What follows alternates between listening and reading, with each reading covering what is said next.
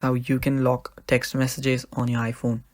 Now this works for iOS 18, so make sure that you've just upgraded it to iOS 18. Now if you have not done that, go to your settings, go to general, and there you will see the software update option. Tap on software update, and there you will get the software update option. Just upgrade it to iOS 18. Now after you've done that, iOS 18 comes with a lot of options and a lot of features. Now we will use one of that features, and that is to lock apps. Now you can't directly lock text messages, but you can lock the Messages app as whole.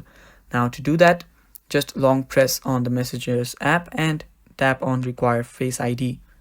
After you do that, just confirm this, and now you will need Face ID to just open up the Messages app.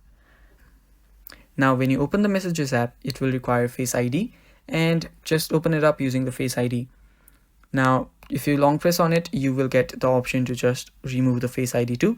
So just do what you like, and if you are new to our channel, just head down below and hit the subscribe button so you don't miss out on our future videos. And that is all for the video today, guys. Thank you for watching. Stay tuned for more upcoming videos. Bye bye, take care.